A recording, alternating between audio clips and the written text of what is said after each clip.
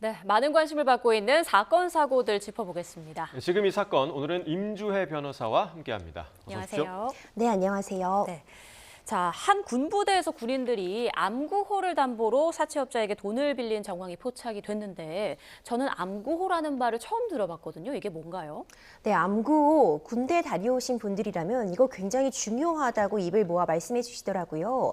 지금 어두운 시간이라던가 아니면 지금 다가오는 사람이 적군인지 아군인지 확인하기 위해서 서로 미리 약속해 놓은 그런 암호 같은 구호를 의미합니다. 네. 예를 들어서 우리 쪽에서 도깨비라고 얘기를 했을 때 상대방이 무엇이라고 대답하느냐에 따라서 우리 편인지 상대방 편인지를 구분하는 것인데 이 약속된 암호기 때문에 매일 바뀌기도 하고요. 이것이 3급 군사 기밀에 해당할 정도로 굉장히 높은 수준의 중요한 정보라고 우리가 평가할 수 있는데요. 충격적이게도요. 20대, 30대 군사 장교들이 사채업자에게 수백만 원 상당의 돈을 빌리면서 이 암구호를 담보로 제공했다. 이런 이야기가 전해진 겁니다. 지금 보시는 것처럼 암구호의 예심, 화랑이라고 한다면은 답을 담배로 한다. 이런 식으로 이 정해진 약속을 사채업자에게 알려줌으로써 일종의 내가 군인 신분이라는 것을 다시 한번 확인을 받고 또 이렇게 암구호를 유출하게 되면은 그 자체가 처벌 대상이 되기 때문에 이런 부분은 사채업자에게 약점처럼 잡혀 있는 상태라고 볼 수 있을 것 같은데 굉장히 충격적이죠. 이렇게 장교라는 신분으로 이런 암구호를 유출했다는 부분, 그걸 또 사채업자에게 제공했다는 부분에 대해서 사회적으로 군사 긴강 너무나도 해이해진 거 아니냐 이런 지적이 나오고 있습니다. 자, 말씀해 주신 대로 이제 현직 간부급이 암구호를 담보로 사채를 빌렸다, 돈을 빌렸다. 사실 저는 개인적으로 선뜻 이해가 되진 않는데 그러면 사채업자가 이 암구호를 통해서 얻을 수 있는 이익이 있어야 되는 거 아닙니까? 어떻게 이런 거래가 성사가 된 건가요? 그렇죠. 일단 이제 돈을 빌리려면 군인 신분이라는 것은 굉장히 좋은 지위, 그러니까 월급이 따박따박 나올 수 있고 돈을 갚을 수 있는 능력이 있다는 걸 담보하는데 군인 신분이라는 점을 다시 한번 확인받을 수 있는 그런 역할도 했을 수 있을 것 같고요.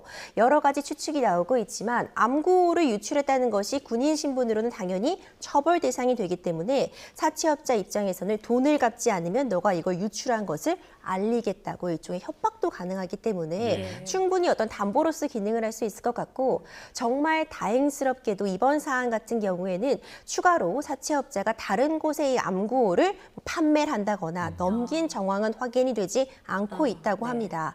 이 암구호가 매일 바뀌기도 하고 이제 매일 바뀐다고 해도 경우에 따라서는 우리 군사에 있어서 어떤 큰 공백을 초래할 수도 있었을 텐데 사채업자가 이걸 외부로 유출하거나 판매한 정황은 아직까지는 확인이 되고 있지 않다고는 하나 만에 하나 다음에 또 이런 일이 있을 때 이런 군사 기밀을 다른 나라라던가 북한이라던가 이런 곳에 판매한다고 생각하면 정말 큰 문제가 발생할 수 있어서 대책 마련이 시급한 상황입니다. 네. 이 3급 비밀로 규정된 군사 기밀이다라는 말씀해 주셨는데 관련 처벌 상황은 지금 어떤가요?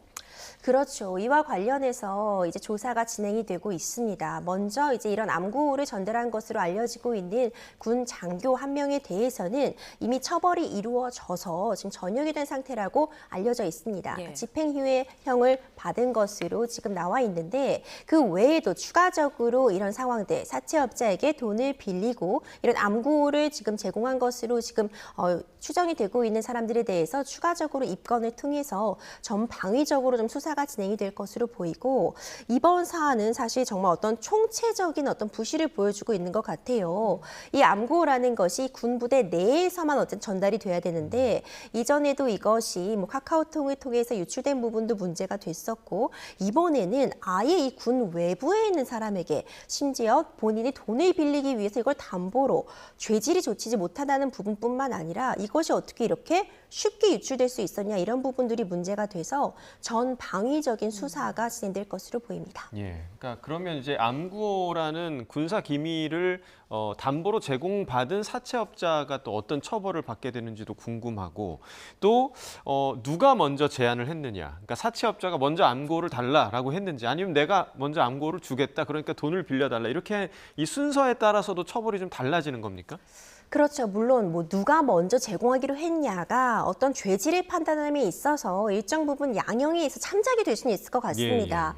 뭐 극단적으로 누군가가 협박을 해서 흉기로 협박을 해서 지금 암구호를 대라고 했을 때 암구호를 댄 것과 본인이 돈을 빌리기 위해서 담보 형식으로 암구호를 제공했다면 이 부분 어떤 죄질에 있어서 차이가 분명히 있을 수 있겠죠. 그러니까 이번 사안 같은 경우 지금 어떻게 이 구호가 넘어가게 됐는지에 대해서 경위도 확인이 필요하겠지만 뭐 사채업자가 먼저 요구한 것인지 아니면 이걸 유출한 당사자가 먼저 제공하겠다고 한 것인지에 따라 아주 큰 차이가 있을 것 같지는 않아요. 예. 이 경우에는 어떤 경우이든 문제가 될 수밖에 없는 행동이고요. 군사기밀보호법에 따라서 처벌 규정이 마련이 되어 있습니다. 예. 앞서 말씀드린 것처럼 이게 3급 군사기밀에 해당하는 어쨌든 기밀 정보임은 분명하기 때문에 적법한 절차에 의하지 않고 이것을 수집한 경우 또는 이것을 제공하거나 탐지한 경우 모두 처벌 대상이 되기 때문에 예. 사채업자의 경우에도 해당 법 조항에 적용 가능할 것으로 보입니다. 네. 처벌 수위가 어느 정도 되나요?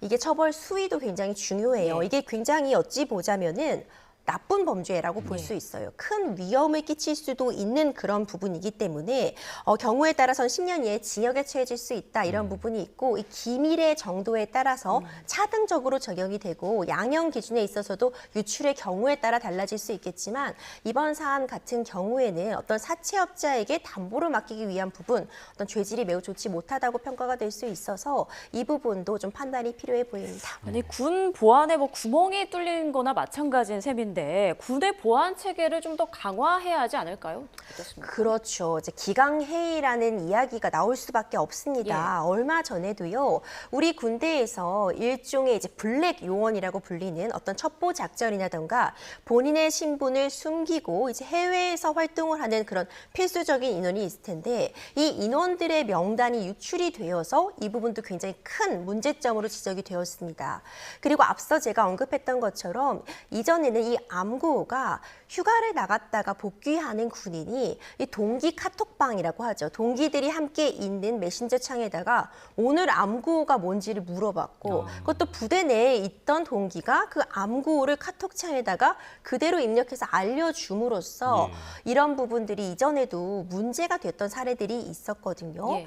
그러니까 이것이 뭐 너무나도 별 죄의식이나 경각심이 없이 관리되고 있는 것은 아닌가 이번에 그런 허점을 보여준 어떤 사례로 보이기 때문에 군 기강 차원에서도 어떤 재발 방지 대책 마련이 필요해 보입니다. 네, 군 보안 체계의 강화가 분명히 좀 필요한 부분일 것 같고요. 자, 다음 주제로 넘어가 보겠습니다. 준비된 영상 함께 먼저 보시겠습니다.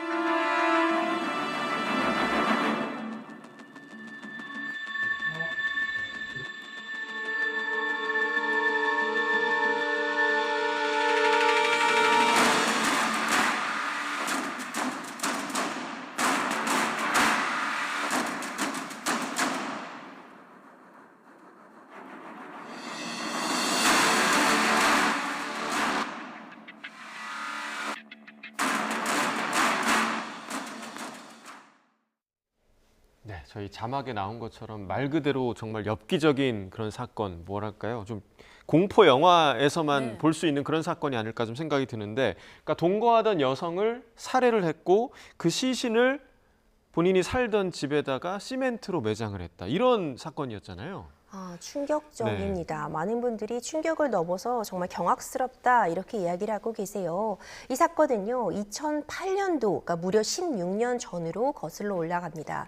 당시에 동거하고 있던 이 피해 여성을 둔기로 이제 다툼 끝에 살인을 하게 된 겁니다. 그 이후에 여행 가방에다가 이 사체를 유기하였고요. 거기서 끝나지 않고 본인이 살고 있던 집, 이 원룸의 베란다로 그 여행 가방, 이 사체 같은 여행 가방을 옮긴 이후에 그 위에 그대로 시멘트를 부어서 은닉해 버린 겁니다. 예. 충격적인 부분은요, 이 이후에 8년 동안 이 가해자가 그 집에서 그대로 거주하기까지 했습니다. 이번 사건이 이제 이 수면 위로 드러나게 된 거는 2024년 8월, 바로 지난달이죠. 이 해당 원룸의 누수가 일어나게 되면서 공사를 위해서 이 누수 관리 업자가 방문을 하면서 해당 시멘트를 부수게 된 거죠. 근데 그 안에 이 여행용 가방이 발견이 되었고 경찰의 수사 끝에 이제 결국 범인까지도 검거가 되게 된 그런 사안이었습니다. 예. 뭐 충격적인 부분이 한두 가지가 아닌데 그런데 이 남성이 그 피해자 가족이 한 2011년인가요? 경찰에 그 실종 신고를 낸 것과 관련해서 조사를 받은 적이 있다고요? 그렇죠. 그러니까 일단 피해자가 굉장히 안타깝죠. 16년 만에 이제 사체가 발견이 되게 된 것인데, 그러니까 피해자의 가족들, 유족들도 실종 신고는 해둔 상태였습니다. 그런데 이 성인 실종 사례가 굉장히 좀 해결이 어려운 부분이 있어요. 이것이 어떤 범죄 혐의점이 있다는 부분이 처음에 좀 인정이 되지 않게 되면은 정말 말 그대로 단순 가출, 본인들이 그냥 가족과 연락을 끊고 어느 먼 곳으로 떠나버린 그런 가출 사례와 실종 사례가 어떻게 보자면 구분이 명확하지가 않은 측면이 있기 때문에 물론 당시에 실종 신고가 되었고 어떤 수사도 진행이 되었지만 결국 그 단서를 찾지 못했던 거죠. 예. 그러니까 2011년도에 한 차례 이 해당 가해자도 참고인 조사를 받았다고 합니다. 예. 그런데 이제 2011년이라는 시점은요, 이미 이 사건이 발생한 지 3년이 지난 이후입니다. 2008년도에 이미 살인을 저지르고 시체 유기를 끝낸 상황이었잖아요.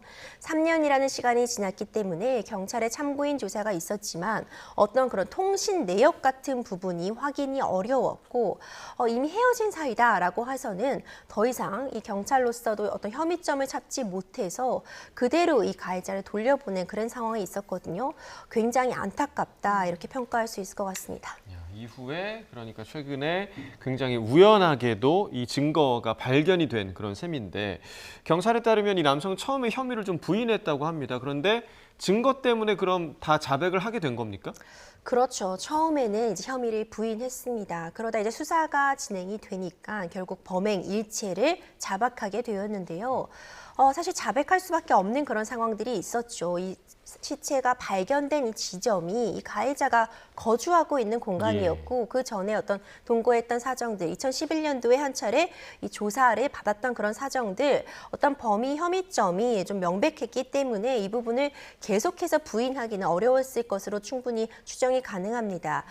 그리고 이제 마약 반응에서도 좀 양성이 나왔다 이런 이야기도 나오고 있고 여전히 어떤 반성의 정황보다는 이 피해자를 만나고 내 인생이 어그러졌다는 등 좀 피해자를 비난하는 듯한 발언도 했다고 해요. 이런 네. 부분들이 굉장히 안타깝고 결국 법의 처벌 피할 수 없는 상황입니다. 네, 전셋집이 아니라 본인 소유의 집이었다면 영원히 또 묻혀 있었을 법도 한 그런 사건인 것 같은데 지금 16년이 지났잖아요. 앞으로 이 남성의 진술에 좀 많이 의존을 해서 경찰 수사가 이루어질 수밖에 없을 것 같기도 하고요. 앞으로 경찰 수사 방향은 좀 어떻게 이루어질까요?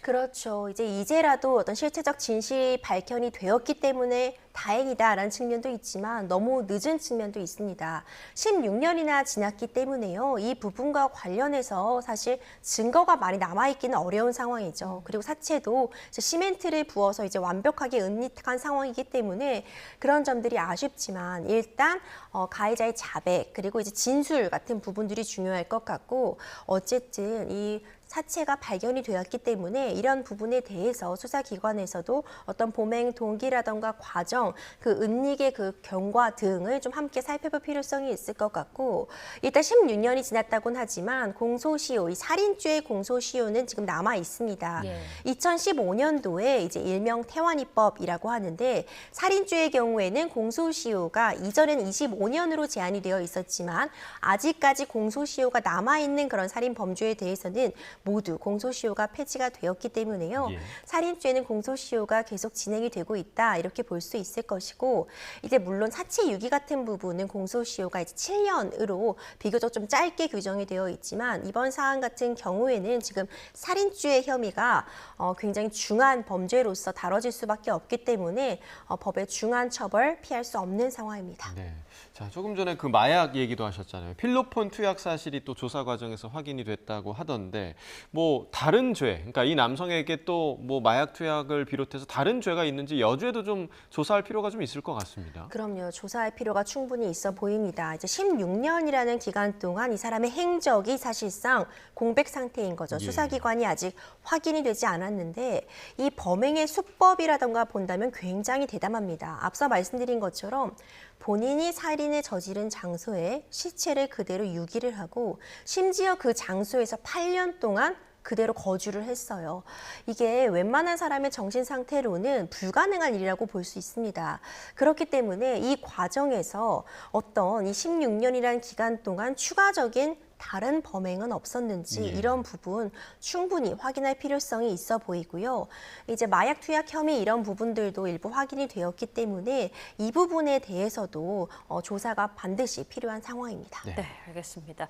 자, 저희가 준비한 다음 주제도 충격적인데요. 먼저 관련 영상부터 보고 이야기 나눠보겠습니다.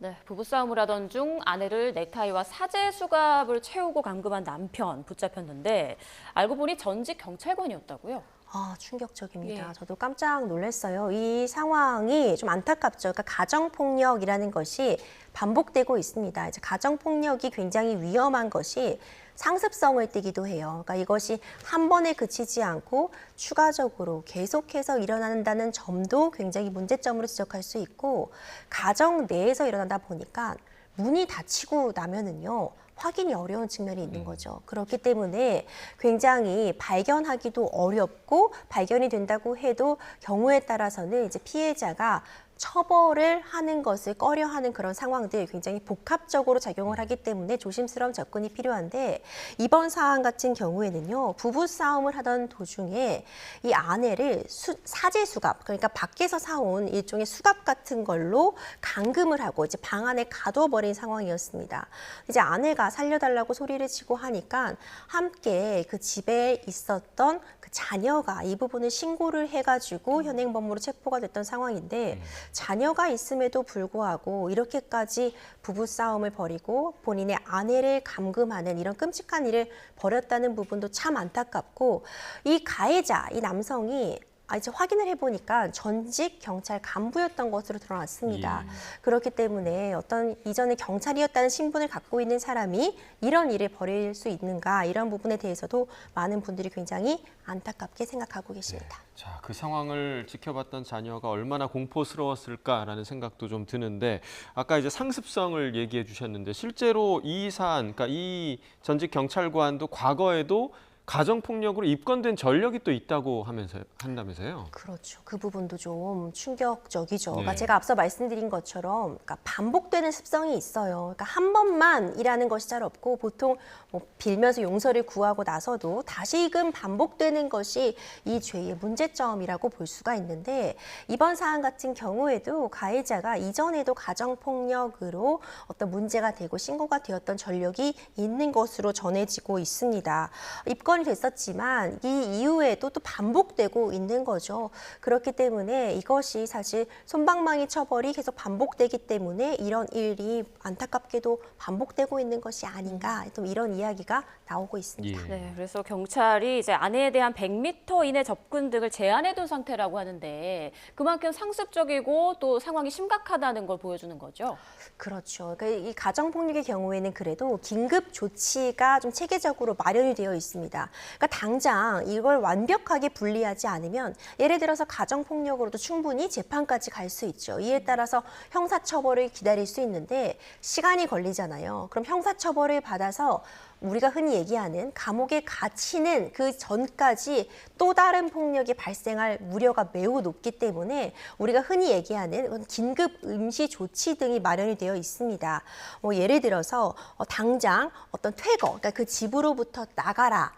요구할 수 있는 권리라던가 그 외에도 100m 이내의 어떤 접근 금지, 그러니까 가까이 오지 못하게 그것이 집뿐만 아니라 학교가 되었든 아니면 직장이 되었든 오지 못하게 하는 부분, 그리고 전기통신을 이용한 접근 금지, 그러니까 전화나 문자도 하지 말아라 이런 조치들이 가능은 한데 이러한 부분들이 일단 모두 적용이 되었고 이제 구속 영장도 청구가 된 상태라고 전해지고 있는데 그럼에도 불구하고 이런 조치가 있다고 해도 100m 이내 접근 금지를 하라는 긴급 임시 조치가 있다고 해도 100m 이내 접근했을 때 당장 그것을 유형력으로 막을 수 있는 방법은 없거든요.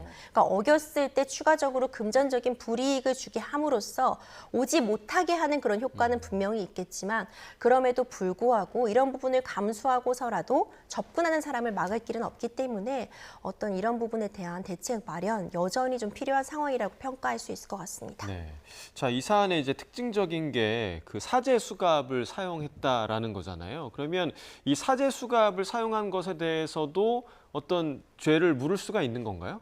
그러니까 이것이 죄가 되는 부분은 맞아요. 그러니까 우리가 흔히 얘기하는 이제 사칭하는 범죄가 특히 이제 경찰에 사칭했을 때 큰 문제가 될 수 있잖아요. 내가 지금 경찰이 아님에도 불구하고 누군가를 내가 경찰인데 당신을 긴급 체포하겠다라고 하면서 조악할 수도 있겠지만 경찰 배지 같은 것을 보여준다거나 아니면은 이제 수갑 같은 부분을 채움으로써 누군가를 끌고 간다고 한다면은 큰 문제점이 발생할 수 있습니다.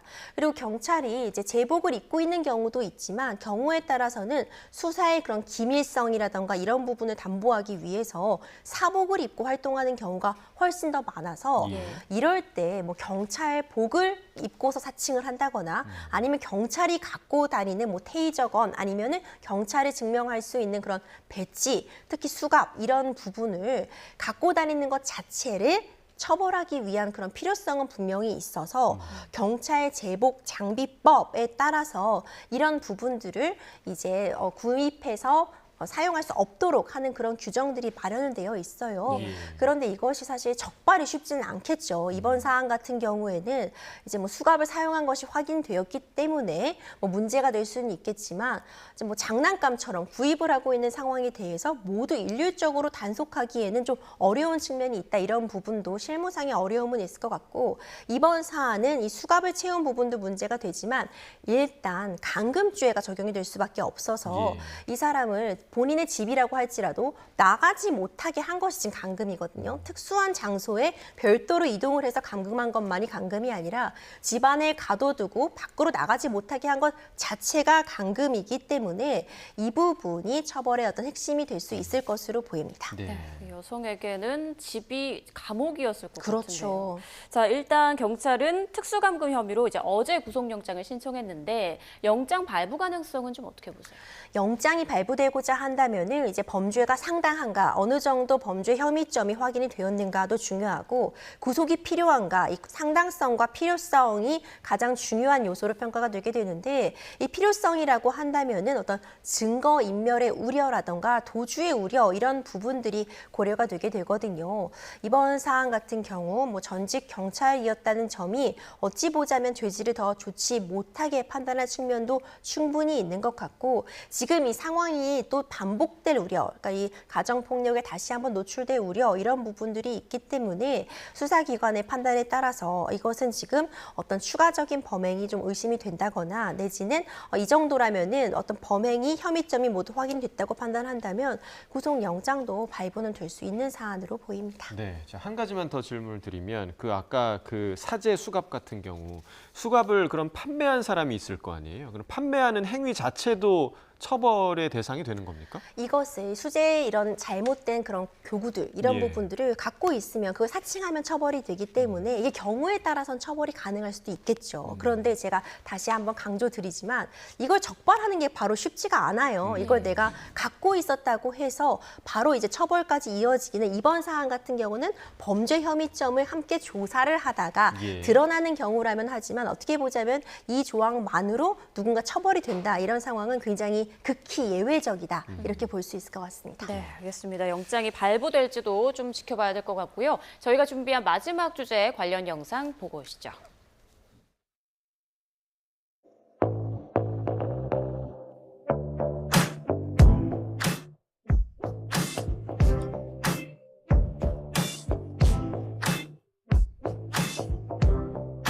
가이드가 먼저 자기들이 보험을 들어놨으니까 뭐 비용 걱정은 하지 마시고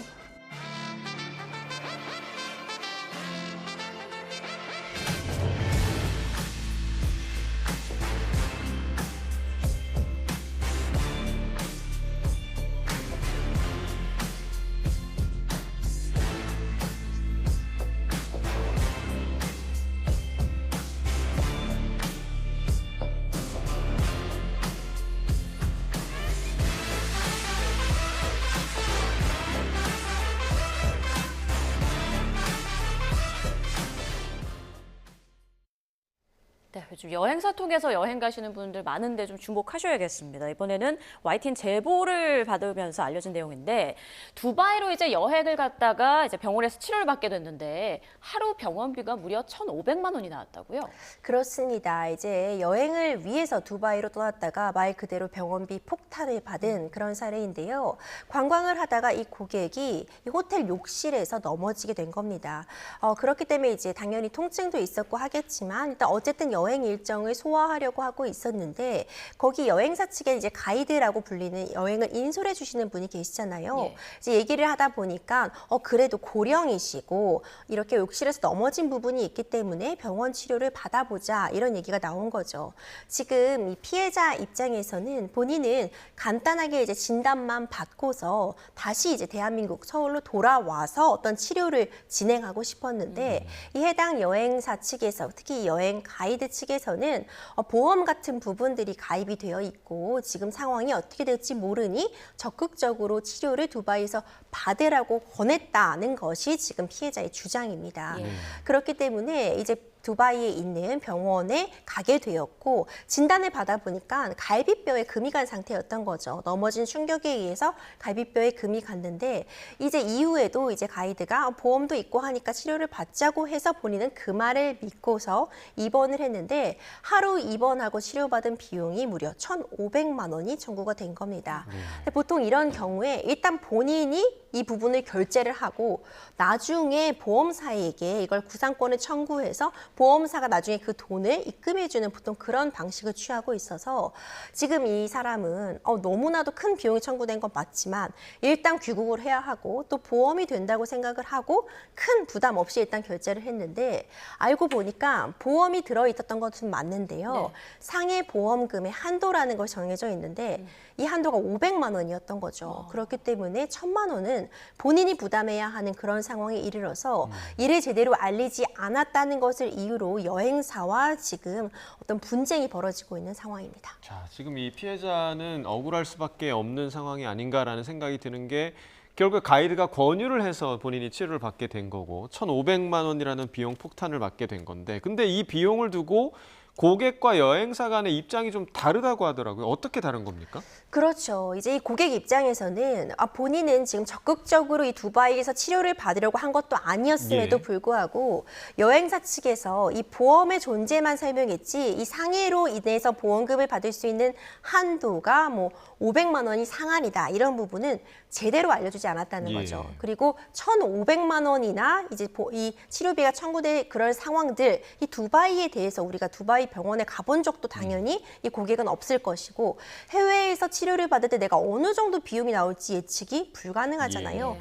그렇다면 그래도 현지 사정에 고객보다는 훨씬 밝다고 할 수 있는 가이드가 이런 부분을 제대로 알렸어야 되는데 알리지 못해서 내가 피해를 봤다는 것이 고객 측의 주장이고 여행사 측의 입장은요. 지금 고령이기도 했고 어제 고객이 다쳤는데 당장 치료를 받도록 권유할 수밖에 없지 않겠냐. 그리고 특히 이제 요즘 사실 여행사가 어떤 손해배상 책임을 지게 되는 경우들이 그런 판단들이 꽤 나오고 있었습니다.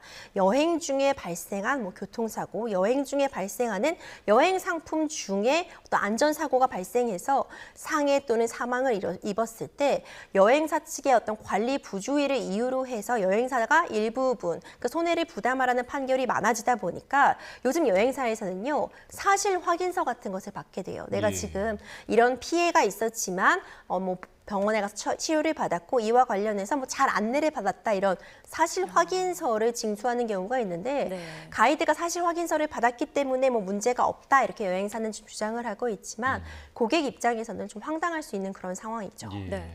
비슷한 이유로 뭐 고객과 여행사 간 이렇게 갈등이 발생하는 경우가 요즘 적지 않은데요.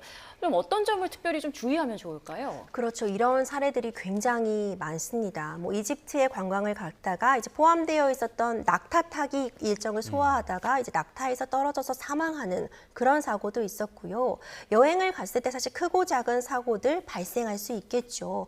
이때 사실 어떤 사고의 나중에 처리를 놓고 여행사와 고객 간의 분쟁이 일어나는 경우가 참 많습니다. 그래서 가장 중요한 것이 여행사와 일단 처음에 여행을 갈 때 계약을 체결할 때요, 이 여행 상품이 얼마나 충실한 내용을 담고 있느냐를 확인하는 것도 매우 중요하지만 어떤 이런 사고가 발생했을 때 여행사와 고객 간의 어떤 책임 분담에 대해서 어떤 내용을 이 여행 계약서가 담고 있는지, 여행 약관에 이런 부분들이 포함이 되어 있는지, 여행사 측의 손해배상의 어떤 한도의 어떤 그 고점을 정해두고 있는 것은 아닌지, 이런 부분들을 사실 약관을 꼼꼼하게 확인하는 노력이 필요하고요. 예. 요즘 여행자 보험 가입의 필요성은 많이들 알고 계신 것 같아요. 이 보험을 가입하는 것만이 끝이 아니라 그렇다면 내가 지금 배상받을 수 있는 이 한도가 어디까지인지, 이번 사안의 경우에도 보험이 없었던 것이 아닙니다. 보험이 있었지만 한도가 500만 원이었는데 하루 만에 그 한도를 다 채웠기 때문에 문제가 되잖아요. 이런 부분까지도 내가 든 보험의 한도까지도 확인하는 그런 지혜가 좀 필요할 것 같습니다. 네, 여행 약관, 보험 내용 등을 좀 꼼꼼히 살펴보라는 조언해 주셨습니다. 지금까지 임주혜 변호사와 주요 사건 사고들 짚어봤습니다. 고맙습니다.